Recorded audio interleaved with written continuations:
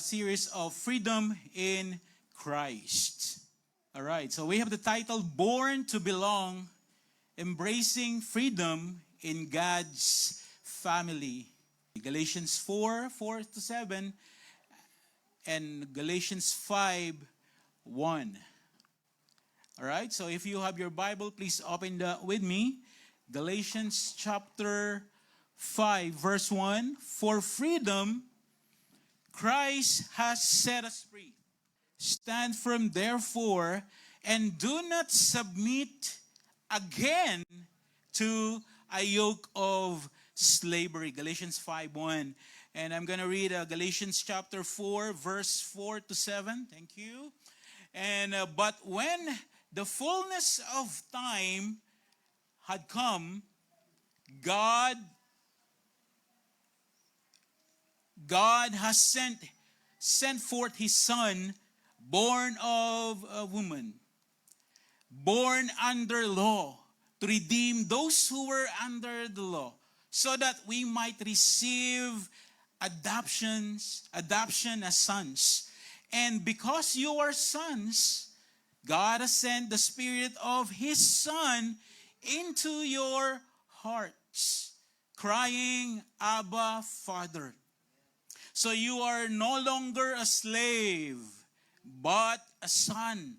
And if a son, then an heir through God. Galatians chapter 4, verse 4-7. Let's pray. Father, we thank you, God, for gathering us this morning. Thank you for allowing us to be here, joining the church, the body, the family, Lord God, to worship you, to celebrate, Lord, with the family of God. Thank you, Lord God. And as we study your word, we allow the Holy Spirit to move, to talk, to enlighten us this morning, oh Lord God. Using this Galatians chapter 5 and Galatians chapter 4, we would like to honor your presence in our midst.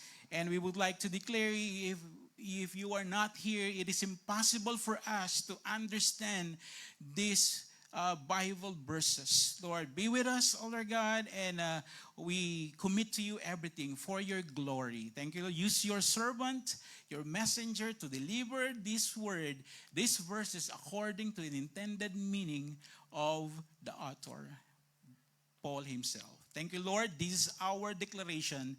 In Jesus' name, everybody say, Amen. Amen. Come on, let's give a clap offering to our God. Hallelujah. All right. So to understand the why Paul wrote Galatians chapter 4, 4-7, we must first understand the crisis he was addressing during the time.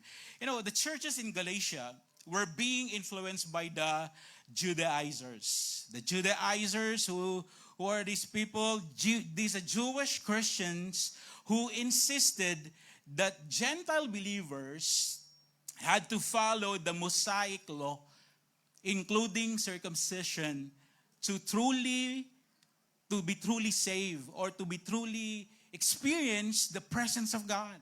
So that's the Judaizer, so influencing the church during that time. So Paul was so deeply grieved during that time, and even angry, because the believers were turning from the gospel of grace to a gospel of works. That's Galatians 1, chapter 1, verse 6-9. So, you know, we're going to read Galatians. You will enjoy and you will be free from the bondage of the law. Okay, so I encourage you to read those things. So Paul was so grieved during that time because from gospel of grace to gospel of works or performance. So Paul's audience during this time was a mixed Jew and Gentile. So we know that. The Jews were familiar with the law. They know the law and its demands. And while the Gentiles came from pagan, they were idol-worshipping backgrounds. So Paul uses slavery and sonship as language to show both groups that whether that they are under the law or under paganism, all were bondage before Christ. But now, through faith, through faith to our Lord Jesus Christ, all believers, those who accepted Jesus Christ as Lord and Saviors, are fully accepted and free. Amen?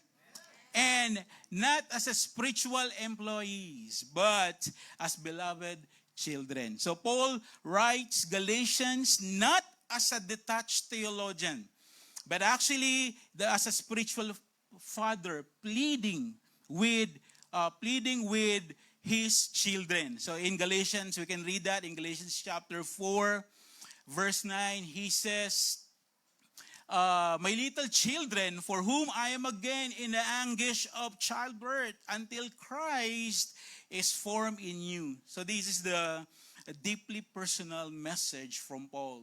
Paul isn't defending a concept. He's not defending a concept, brothers and sisters. He's protecting the core of the gospel. He's just protecting the gospel. The salvation is by grace alone, through faith alone, to Jesus Christ. Amen? Salvation by grace through faith in Jesus Christ alone. Agree? Let's give a clap offering to our God. You know, freedom in Christ is not just escape from sin. So the imagery of adoption during this time would have resonated strongly with the Roman world. So we know the situation back then where adoption was a very common and powerful legal institution during their time. Paul uses this real cultural practice to drive home the point. What's the point of Paul? In Christ, you are not just accepted, you are adopted. Fully embraced into the family of God with all the rights, with all the intimacy, with all the inheritance that come with it.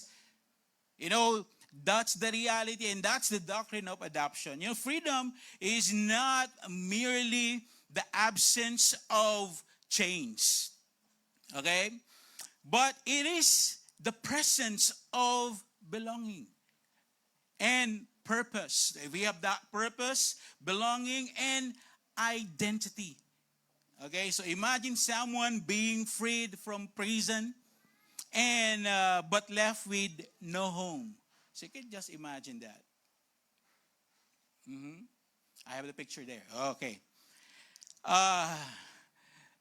They are being freed from prison but left with no home, no family or direction.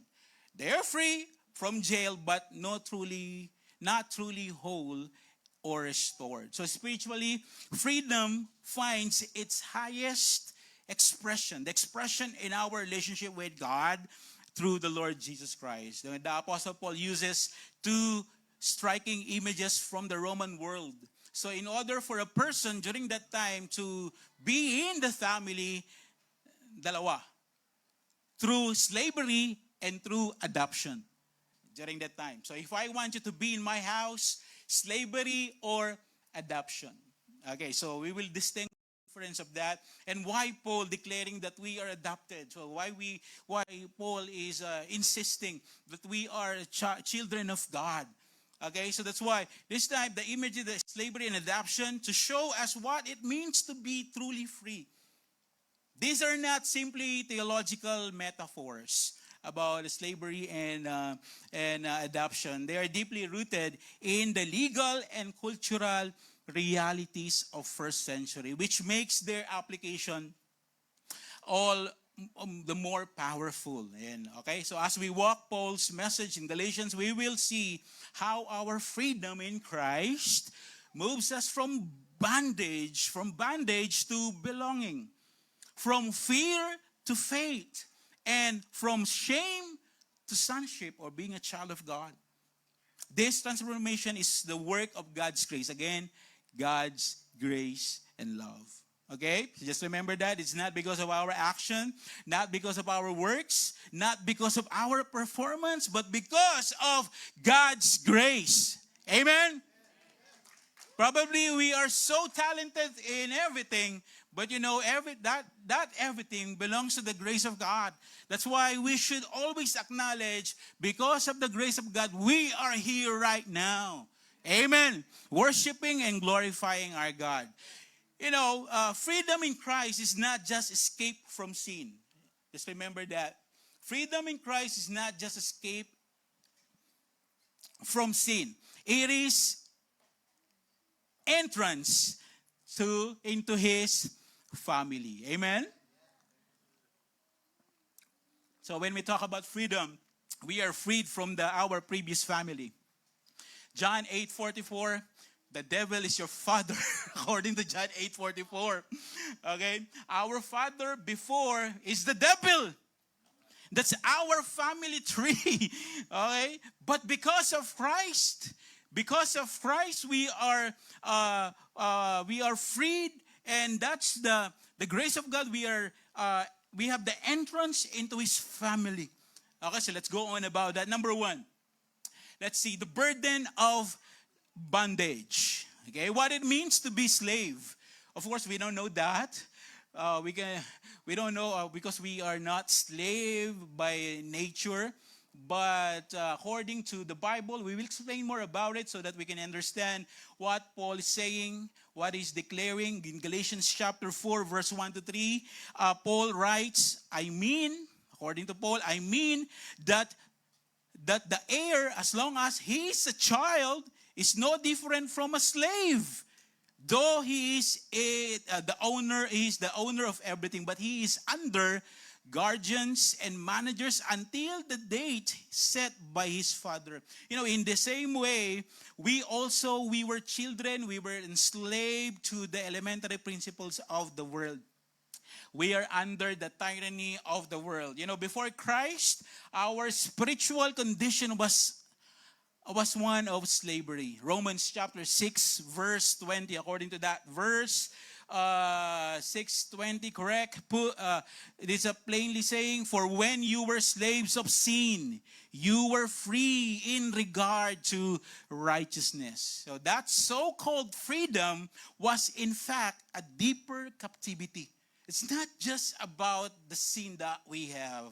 It's how we transformed by God, who belong with. Okay, so this captivity, we were chained to our sinful nature, unable to live in righteousness, unable to worship God, unable to serve God, unable to glorify God, unable to distinguish the truth and lies, you know, and that's slavery. We are not enlightened during that time, but because of Christ, we are enlightened. Amen? We know the truth and lies. We know the truth and the false, of course. Amen? So that's the time for us. The enlightened, look at that burden of bondage. We don't know anything. We don't have right at all to know and to distinguish the truth. In Roman society, a slave had no legal personhood. No legal personhood. He was property. Look at the person beside you. Just a property. During their time, so you can do anything to the master can do anything to the slave. Pwede siyang ibenta din. You know, that's why it's so hard. The bondage of that burden. So that's why no family at all. The slave. A slave had no inheritance. A slave, no security. No freedom to choose. Spiritually, we were in same condition before. Living under guilt. Trying to earn our way to God. Trying to earn our identity to other people. And constantly fearing rejection. So that's slavery, that bondage. You know, a slave, just remember this, a slave fears rejection. A child rests in relationship. Amen? A child rests in relationship. According to the biblical scholar F.F. Bruce, that's a Roman slavery made up approximately 1/3 of the population during their time. During the time of Paul. 1/3, dami no? So, but they are in the family, but they are slaves. Okay? They're in the family but slaves. They don't have the right. They don't have the person. They don't have the family. They are under one roof, but they are slaves. Okay? So, according to that, slaves perform duties from labor to administration. Okay, so meron din palang mga white collars na mga slaves during that time. Nag-administer din kahit paano. Okay? But still, slave. No identity, no personhood, just a property of the master. And ano pa? So, but their status was always under the authority of a master. So in this context, Paul's words were revolutionary. So those people listening to this message of Paul, reading this message from Paul, wow! Now we are not slave, but we are children of God. You know, modern people may not live under literal slavery. Okay? Agree man kayo dyan, di ba? Under na literal slave, but many live as spiritual slaves. Many people still living spiritual slaves. They live under the bondage of performance. Under the bondage of performance. So we always ask this, am I good enough? Okay ba yung ginawa ko? Am I good enough doing those things? We ask this question again. You know, have I done enough? Am I good enough? Or will God love me if I fail? That's slavery mindset. Others are bound by shame or addiction, by legalism, you know, or worldly approval.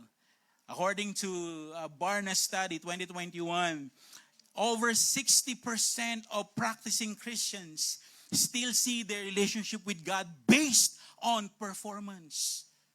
60% based on performance. That's the mindset of a slave. That's the bondage of slavery.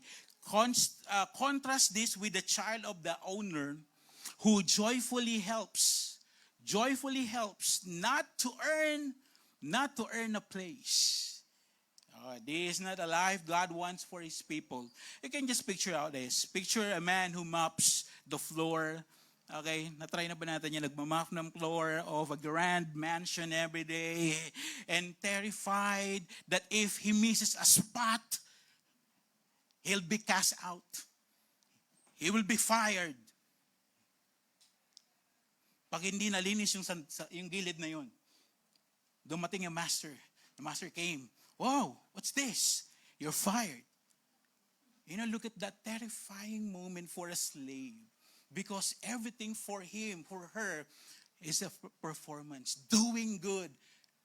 Asking or begging for the favor of the master.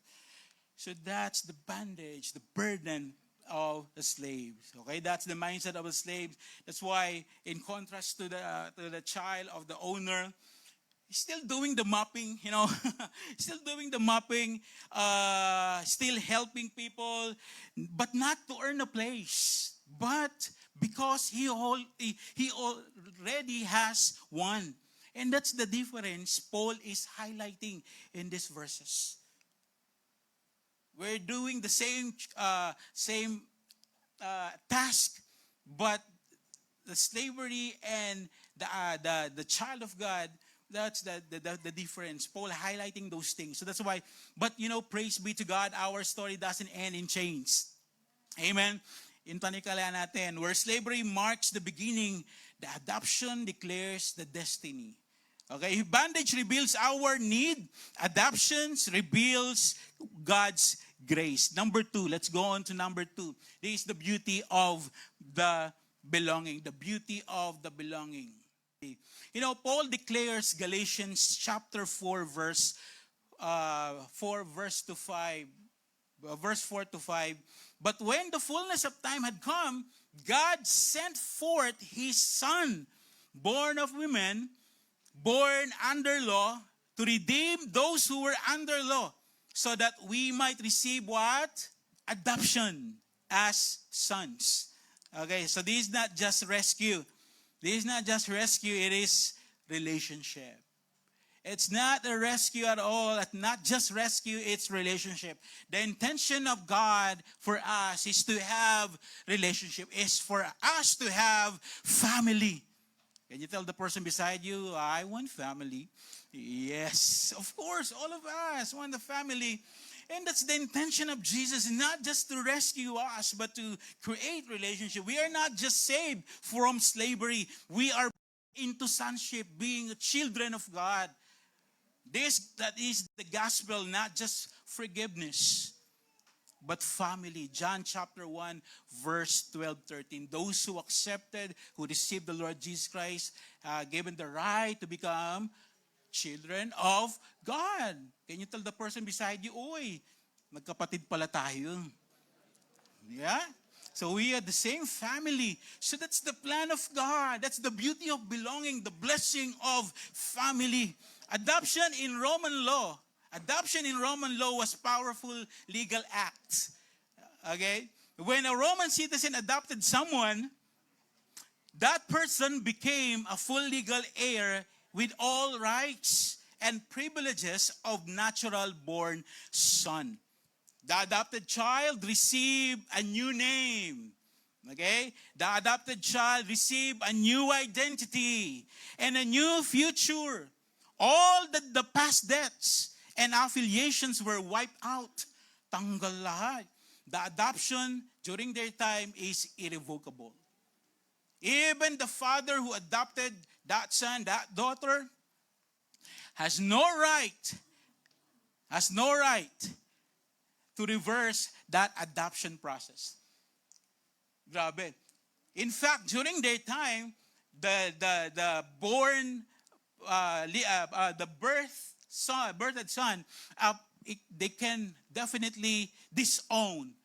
But the adopted son, they have no right to do it. That's a punishable by the law.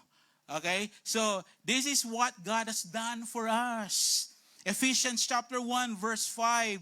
He predestined us for adoption to Himself as sons through Jesus Christ, according to the purpose of His will. We are not second-class citizens. In God's kingdom, we are not second-class citizens. We are sons and daughters, fully accepted and deeply loved by our Lord Jesus Christ. Amen. Let's give a clap offering to our God.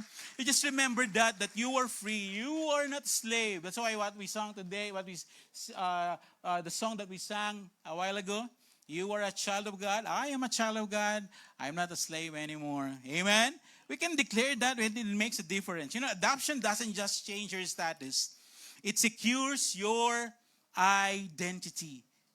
You know, adoption also grants intimacy. Galatians chapter 4, verse 6, according to that verse, God has sent the Spirit of His Son into our hearts, crying, Abba, Father. You can now call our Father in heaven, Father. That's a word. The Abba word is an Aramaic word meaning daddy, meaning tatay, meaning papi. Dad. You know, meaning it's a term of endearment. Aramaic word of endearment meaning daddy, dad. Okay? Of course, I want my child, Samuel, call me daddy.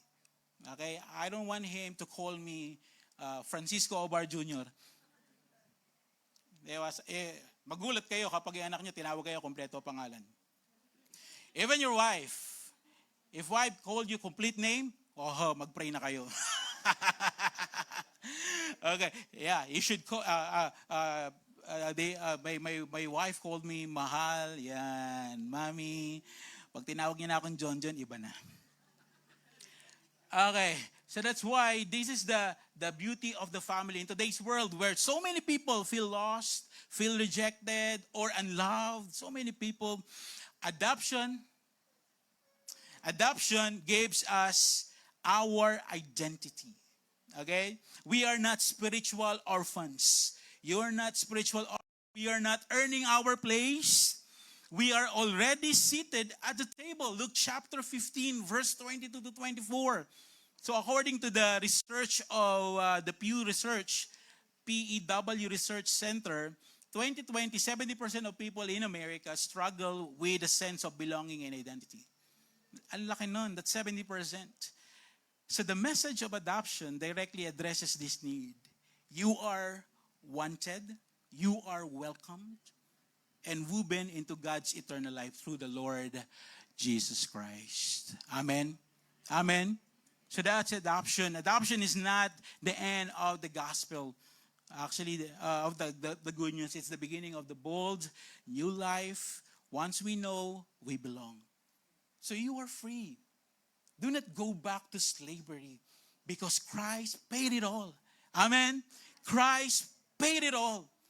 Do not allow yourself to go back to the way of life during the time that you don't have Christ. Yes, during the time that I don't have Christ, I drink a lot, I smoke, and I gamble. After Jesus Christ gave us freedom, don't go back to that place anymore. Amen? Just live as free. Just live as a son, as a daughter of Christ.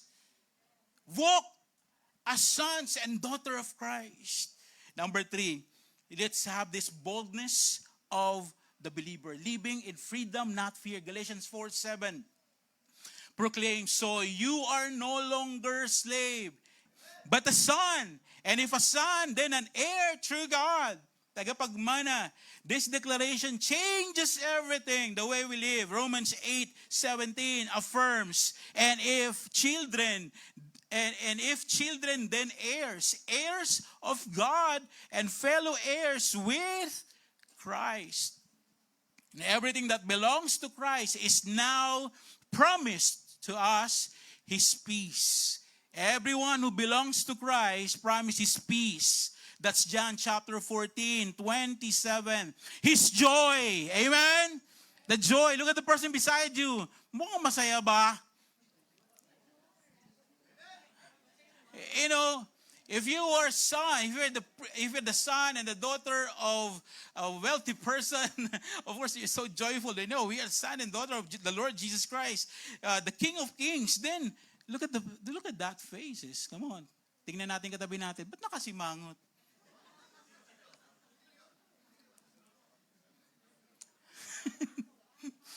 Ngumiti nga pero pilit.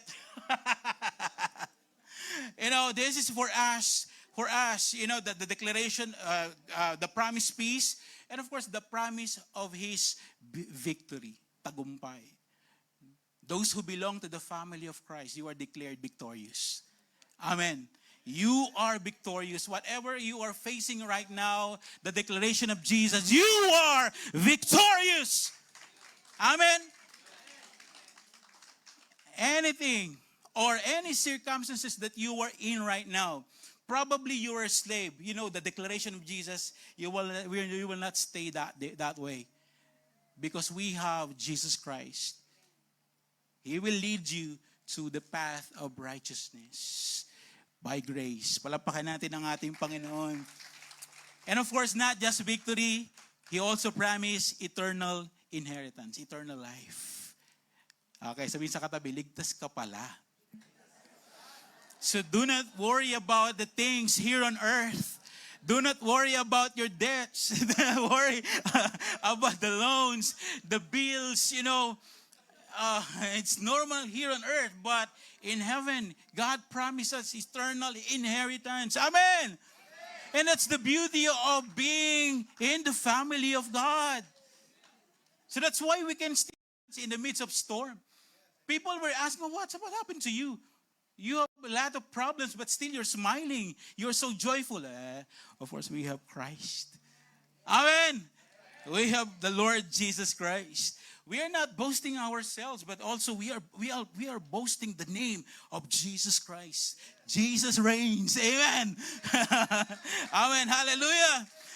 This should fill us with boldness, brothers and sisters. Hebrews chapter 4, verse 16. Let us then with confidence draw near to the throne of grace, that we may receive mercy and find grace to help in time of need.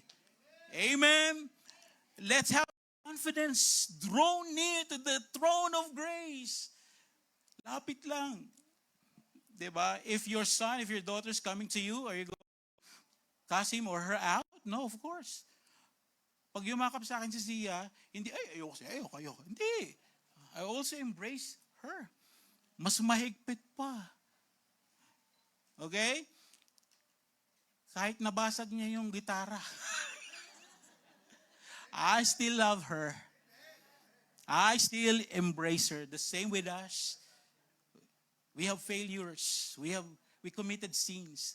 But the love of the Lord, our Father, remains. Amen. Let's give a clap offering to our God. So do not be dismayed. Have confidence. Let's draw near to the grace of God, to the throne of grace. We do not come to God like fearful beggars. We come like beloved children. Okay, the cross didn't just cancel our debt. It confirmed our adoption, your adoption. You know, this is a sad thing. You know, sadly, many Christians still live like slaves. They doubt God's love. Oh, hindi na ako mahal ng Ama. Kasi may nagawa ako. They doubt God's love, fear His rejection, and strive to earn what has already been given. You know, but the Spirit of God within us testifies that we are children, not captives. That's Romans chapter 8, verse 16. Imagine an orphan adopted in a wealthy home, loving family for a time. He may still hoard food or hide in fear. Alam mo kasi nasanay siya dati kumukuha ng pero nung nabilang na siya sa pamilya, still hoarding food. You know, but as he begins to trust his Father's love, he grows in confidence. He learns to walk in freedom. You are free. So too, the Spirit works within us, teaching us to believe, to rest, and to live like we belong. Because we belong. Amen. You belong to this family of God. Amen. Amen. Palapakan natin ang ating Panginoon. You know, do not doubt, because the Bible, the Scripture telling us that we are no longer slaves. We are children of God. We are children of God. Coming to God is a privilege for us. Minsan tayo, when it comes to prayer, pwede ka ba mag-pray? Can you pray? But ako, nagiging panike But ako, diba? Probably we are so afraid of the wordings.